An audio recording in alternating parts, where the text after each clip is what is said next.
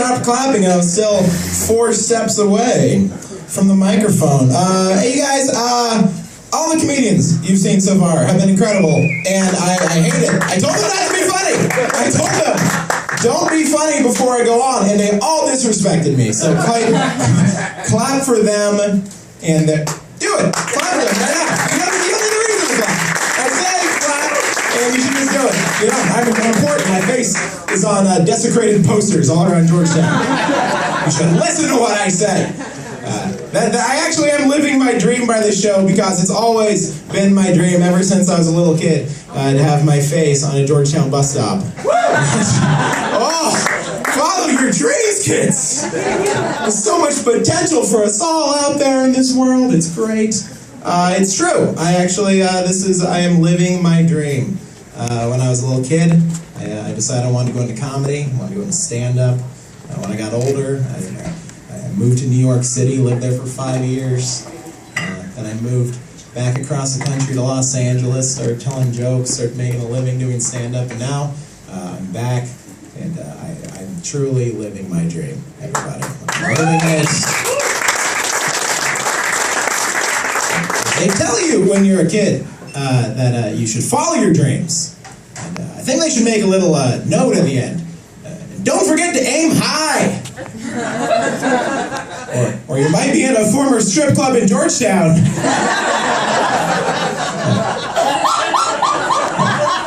on a Monday night when you're 29 years old. Needless to say, I'm going to sweat tonight on stage, everybody. I'm going to sweat tonight on stage. Brought some water, brought a ripped up piece of paper. That's going to be my security blanket for the next hour, so here we go. I have been living all over the country the last couple of years when I was, and let me tell you something, guys. In these last 5 years that I've been doing stand-up comedy, I have seen the best comedians in this whole country. I've been to New York. I've been a part of so many wonderful shows. I've been able to see heroes, the greatest crop of young comedians in this country rising up. And then I moved to Los Angeles, and I've seen all this tremendous talent just burgeoning, waiting to break through. And I have come to the realization that if I am going to make it, I am going to need a lot of people to quit. Way more than I used to think. Because when I started, I'm like, oh, geez, I hope not all these guys are there in 20 years. No! Like, nearly everybody is going to need to step aside if I want any chance of success in this business. But I've changed. You know what, guys? I've realized something in these last 5 years. It's not about achieving your dreams. That's not what it's all about. You know what it's about? It's about changing your goals. That's all life's really about, just having a goal and saying, you know what, I can do less. And I have changed them, because when I started, my goals in comedy were very specific. I knew exactly what I do. Like when I started, number 1, Letterman. I wanted to break on Letterman. Those were my first. And then Conan. Maybe a late night show, Fallon, something. Then half hour on Comedy Central, if I had the time. And maybe HBO. That was the goal, in order. That's gone.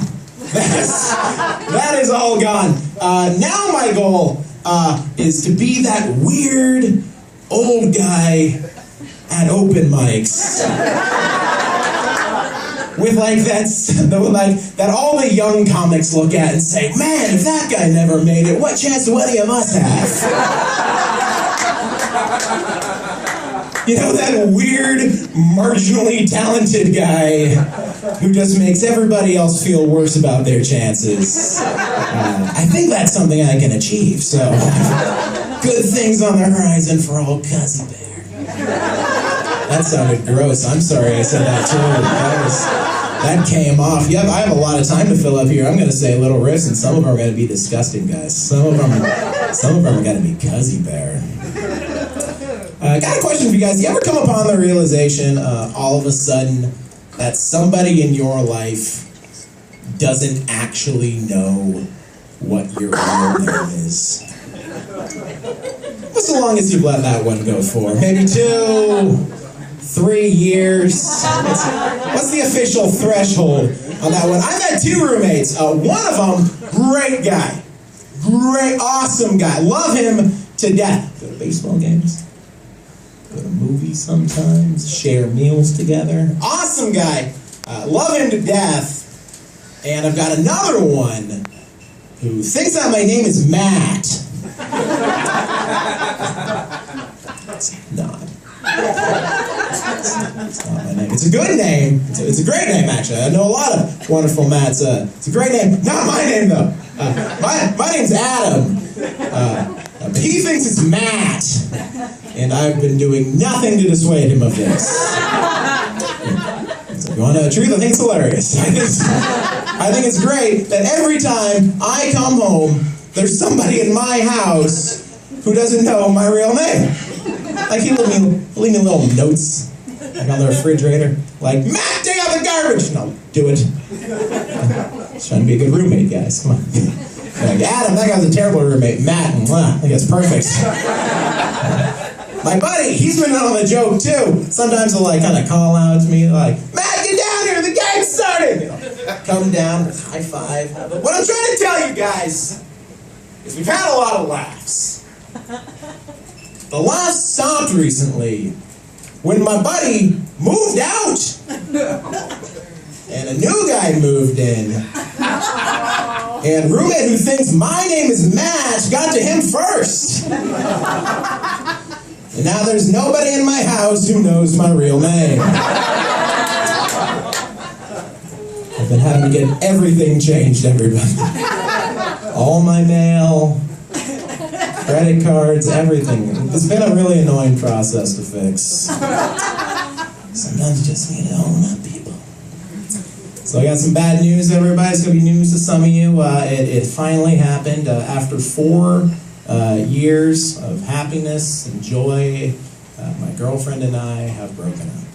It's been 4 years. I'm sorry. It's been a long process. We've hung on for a while, but you know, sometimes things happen in life and there's nothing you can really do to save them. People say that there's no such thing as a good breakup. And I agree, but I like to attempt to defend the concept, because this wasn't a bad one. Because, you know, I didn't do anything wrong. She didn't do anything wrong. You know what happened? You know what she told me? She said she's just not really in a place to be in a relationship right now. Can't fault her there. You know, I didn't do anything wrong. She didn't do anything. She's just not really in a place to be in a relationship now. So, you know, we've stayed friends. Talk once in a while. Text her. How are you? How about you? Stayed friends on Twitter. He's very witty. Say lots of great little quips. You should all follow her. It's very funny. We've even stayed friends on Facebook, which I think is like a really important thing in this day and age. Like, because generally when you break up with somebody, the last thing that you want to see is like their face, like every time you log on. Well, that's the worst. Like what they're up to, who they're spending time with, you know. And that's actually kind of what I want to talk with you guys about tonight.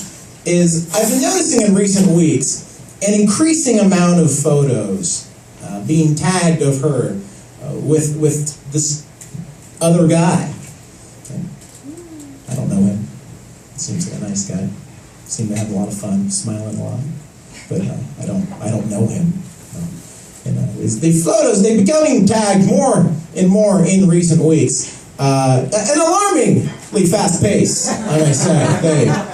They've been growing. It doesn't make me feel a lot better about it. But the big nail in the coffin kind of happened this last Sunday, 8 days ago, when both she and he changed their relationship statuses to now say that they are in a relationship with one another.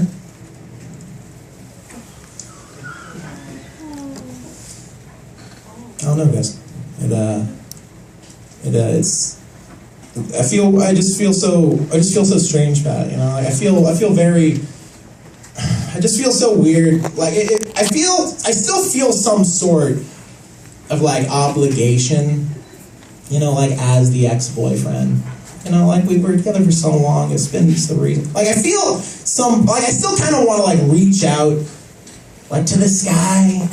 You know, like, I want to kind of reach out, you know, like, kind of send him a message. You know, I almost want to reach out to him and say, hey!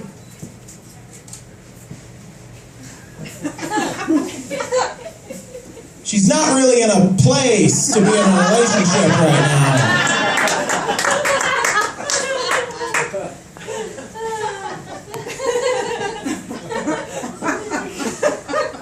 I know.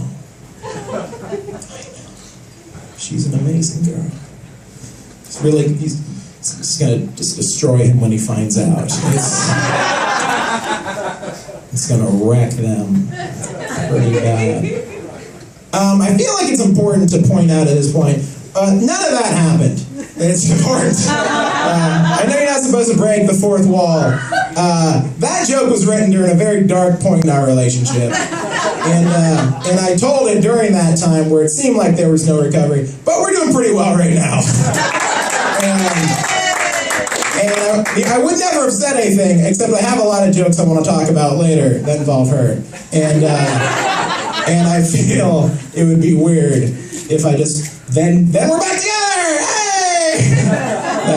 That'd be an odd thing to do.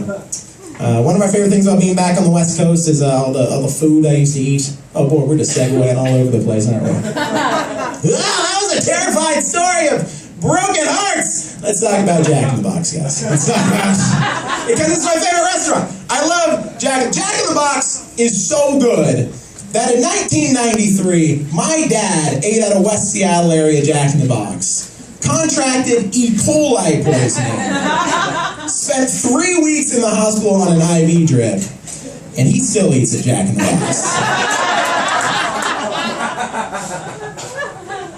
That is a customer retention rate that you ain't gonna get that with a business card, everybody. My girlfriend and I have been together for 4 years. It's great. 4 years. Thank you. I'm just asking her, hey, you guys, I graduated from college once. Well, I'm just calling for applause right now. No, we've been together for 4 years. That's a long time to be with somebody that you do not get along with. That's, you know, it's not that we don't get along. She's a really nice girl. Just not really trusting.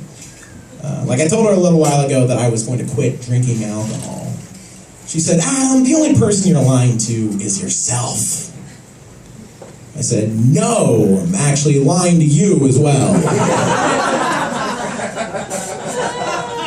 You're not supposed to keep score in relationships. I've been told I put a check by my name there. You're not supposed to keep score.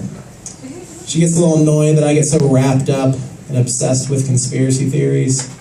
And I get mad that she keeps working with the government to cover them up. I don't think we're ever going to find a middle road in that one. One thing we both agree on, neither of us are really into the PDA, like public displays of affection. I don't like it because it's gross. And she's not really into it because she's terrified that anybody will find out we're together. Mortified at the idea of anyone catching us canoodling in public. We do have a game we like to play. I want to teach it all to you guys. It's a game we like to play. It's behind closed doors. It's called Sick'ems. I'll teach you guys how to play it. What we do is we both dry our lips. And we like get them nice and dry. And then we press them against each other. And then we very slowly begin to pull them apart. So the lips kind of keep clinging on to one another, and we just keep pulling them slower and slower, farther and farther, until they get really nice and stretched out, until finally they get to the point that they snap. And then we both laugh. Because after 4 years of dating, sometimes you run out of stuff to talk about. There are a couple rounds of stickums in there, and next thing you know, the Amazing Race is on, and you just saved your Sunday night. So, you guys feel free to steal that. I told you I was going to sweat. Do not wear a cardigan in June in Georgetown. That's a message. Somebody said thank you in the front row. I don't even know what that's about. I don't even know. Got into a road rage incident with my girlfriend recently. We were driving to Los Angeles, where we both live. We're driving down the street. This guy cuts us off. We kind of start driving side by side, kind of making faces, jawing at each other. Pull up to a stoplight. He calls my girlfriend a cum dumpster. I was like, whoa! Whoa! Whoa! Hey! Hey! Hey! Whoa! Whoa! Hey! Hey! Hey! Hey!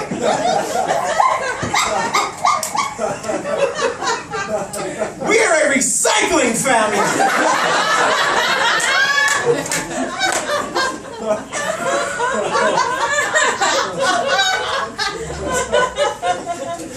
Get that dumpster nonsense out of here.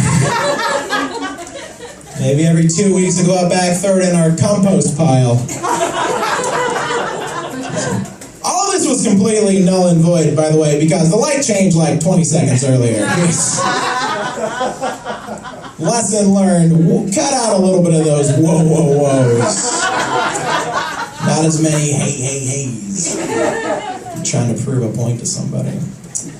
I know it's been 15 years since it's been relevant, and even then it was debatably interesting. But I'm fascinated with Jared from Subway. Some knowledge, like some people agree with that. It's not even the weight loss part of it. It's just the fact that we all know who he is. Like we all know that there was somebody in our country who loved a restaurant so much that corporate found out about him and asked him to be their spokesperson. You guys, I love my girlfriend. We've been together for 4 years. Been through some obstacles. Had a guy call her a cum dumpster once. We've dealt with some stuff. I love my parents, wonderful people. Molly and Paul, lovely human beings.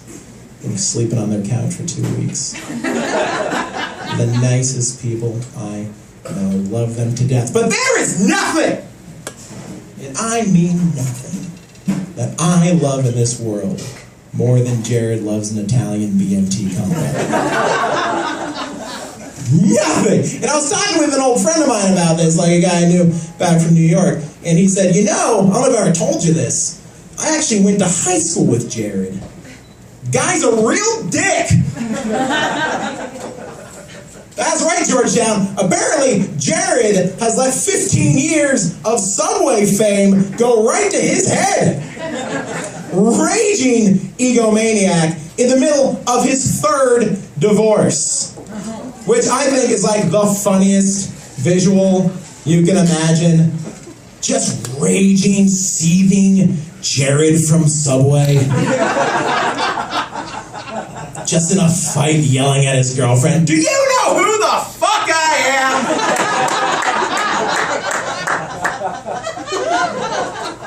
I'm the guy that lost 250 pounds eating cold cut combos, you twat!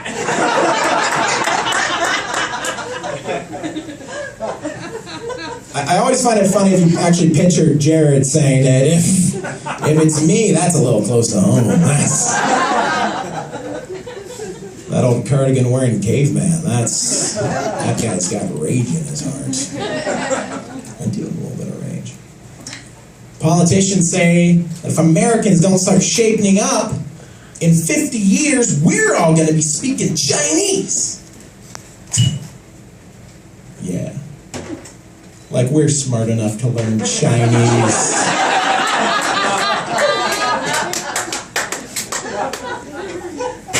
I've been living in this country for 29 years. Everybody speaking this language this entire time. I still don't know the difference between there, and there.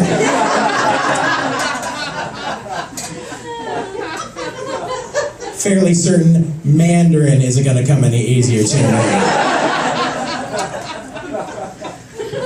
So there. There. Maybe that they with an apostrophe R or anything.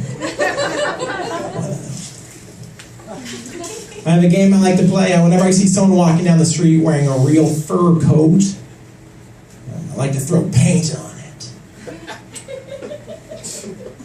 Because it's of my belief that if that animal had to die, I want to be damn sure that it died for nothing.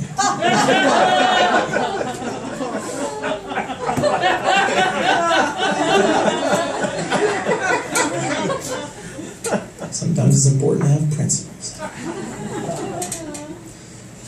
Not trying to brag, ladies, but I am black from the waist down. But that's primarily due to frostbite. A small part penis, primarily frostbite. Primarily. I like to watch television. There's just too much television to watch. I am so far behind on According to Jim. It's not even funny. And I hear it stays that way. That is a setup, punchline, necessary tag because you don't get the punchline. It happens on occasion. We'll work through it as a group. I like being with a girl for a long time. You get to know a lot of things about women. I like being friends with her friends. A lot of her friends, very attracted to men with tattoos. Is that something that resonates here in Seattle? A lot of women attracted to men with tattoos. None of them that turned on by a guy with psoriasis. Those are two things I've learned. A lot of women attracted to men with tattoos. None of them attracted men with psoriasis, which sucks, because I don't have any tattoos, but I've got a lot of psoriasis. I am caked in that stuff, ladies. I had a friend in college who called me good old psoriasaurus. So now I'm in a weird situation because if someday Laura and I break up, I'm going to have to go out and hit the bar and try to find somebody new. Inevitably, the conversation's going to come up. They're like, hey, do you have any tattoos?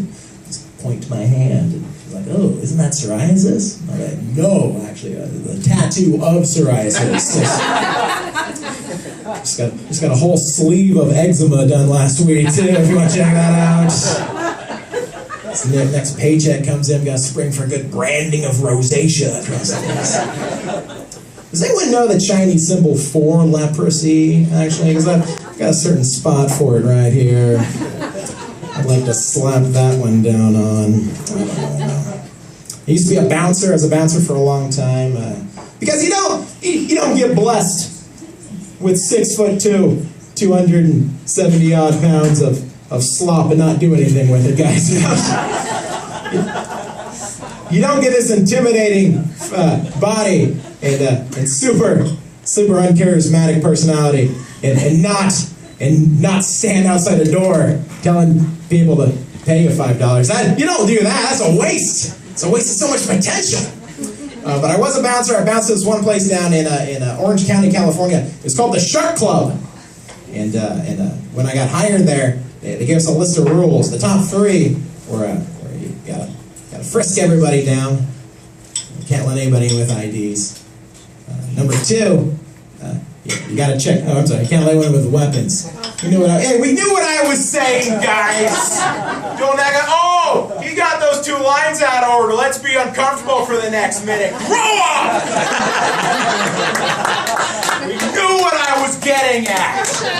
Okay, you want to start from the top again? Okay. Gave us 3 rules. Number 1, frisk everybody down. Don't let them in with weapons. Number 2, check everyone's IDs. Can't let any minors in here. And number 3, don't let anybody fall into the Shark Tank. Which was no, cute metaphor for some sexy VIP section. In the middle of the dance floor was a 2,100-gallon shark tank. And at the end of the night, for $20, you could climb a ladder and hand feed a real live shark. Because that's how you want to end a night of drinking. Hovering over a man-eating beast. That's... You can save your gap there. A lot of people didn't make it to the parking lot. When you came out for a night at the good old-fashioned shark club. Saw a couple get into a fight the other day. It was a good one. I've been in a couple love fights. This table's not enjoying me at all. I'm not liking it. Oh dear. This story was for them. I don't know if you guys were here early enough. I took dedications at the beginning of the night. And they're like, tell me a story about a couple getting into a fight, please. We need it. And I said, I'm going to send this one out to you guys. And they're like, we'll be here. Yeah. I've been told that before. My whole life, people letting me down, walking out the door, and me, this cameraman, he's going to become my new friend. You and I, you're taking the place in my life of these two. We're good? I have no way to get out of this conversation. I came over here being like, this guy and I will riff for another 30 seconds. Something beautiful is going to develop, but I don't think he's any interested in talking about it. And that is unfortunate for us all right now. But I did see a couple getting into a fight. I'm going to do it for them anyway. So a couple getting into a fight, and it was a good one. When you're in a relationship for a long time, you start to notice, oh, this is a good little spat going on here. I wanted to watch, but I didn't want to get busted watching. That's the worst part, getting busted, getting pulled into the fight. So I did this little move I think a lot of people in my generation do, where I reached into my pocket, and I kind of coyly turned the wheel down on my iPod, silencing it, but I kept nodding my head along, as if I was still listening to some music. Yeah, that worked for about 20 or 30 seconds. Until the lady from the argument kind of caught me on the corner of her eye, and she kind of turned to me and just started making a big like, kind of face me. And that's when I had the very sudden realization of, oh no, I'm actually not wearing any headphones. I just silenced a coiled up iPod that was in my pocket. For the last 30 seconds, just looks like I've been nodding along, agreeing with everything these two are fighting about. Yeah, maybe it is too early for you guys to start a family. Oh, but she is getting older. There's different personalities involved. It gets awkward. I was an ugly kid when I was growing up. I was a very ugly kid. I was very, very ugly. Anyone who knows me can say it. I was quite ugly when I was a child. For some perspective, imagine what you're looking at right now. Same weight, same build, but about a foot shorter. Same size head, too. That didn't change. I came out with this guy. Ugly. I wore sweatpants to school every day. And not these cool sweatpants like you guys wear. Real Costco sweatpants. I didn't tuck that drawstring in either. It was hanging out the front. My calves were all tight too. I was an ugly. Oh, I had every color right. Yellow. Nice green sweatpants. They'd go with anything. Anything. You know, nice reading is fundamental t-shirt. Pair it with anything, guys. And you don't need to change sweatpants. That was great. I wore them 3 or 4 days in a row. Nobody noticed. No. That's not why would they do that. But I was a pretty ugly kid. I got teased a lot. I don't know why. When I was a kid, I used to get really sad about it, getting bullied. And I remember crying to my mom one time, and she tried to make me feel better. She's like, Adam, you're the kind of guy who, when you get older, you know, like when you get to college, that's when your looks are really going to come out. That's when you're really going to develop into a handsome man. Which was nice, but kind of looking back on it, was pretty much her way of saying, Yeah, you're ugly.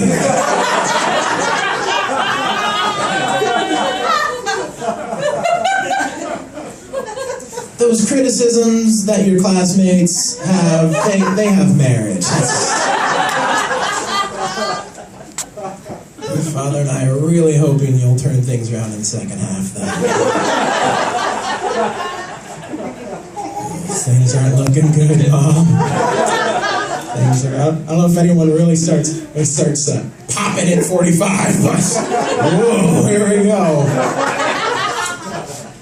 Then I got a little older, started to find things that I was interested in life, trying to lose some of the baby fat. Became a wrestler. I was a wrestler in high school. I wrestled for 4 years. I actually made it to state my senior year. When I got to state, my opponent in the first round was a guy named Jesus Gonzalez.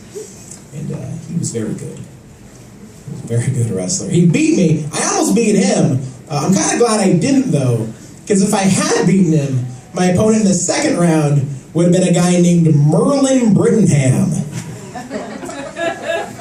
This is where I think the Washington State Athletic Commission kind of screwed me over. Because even if I'd beaten Jesus, I'd still have to wrestle Merlin. It's like, congratulations, Adam. You've come such a long way. You took down the Son of God. Are you ready for the Great White Wizard? Who else did they have back then? They got Zeus O'Connor in the waiting room. Maybe Buddha Rodriguez in the finals.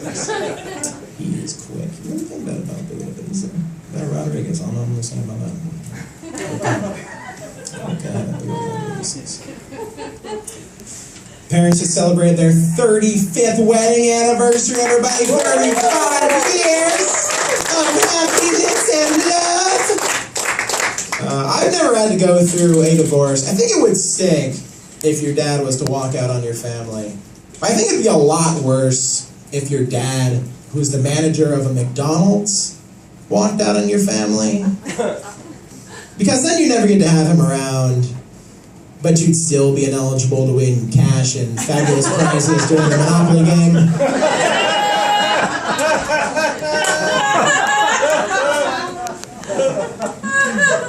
It's like, what?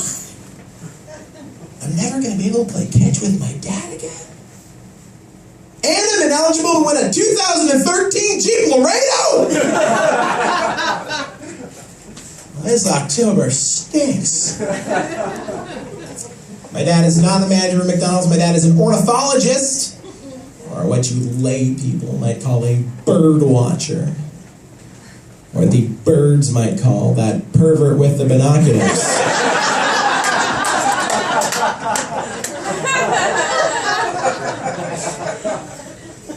That's good old pervy Paul Cozens for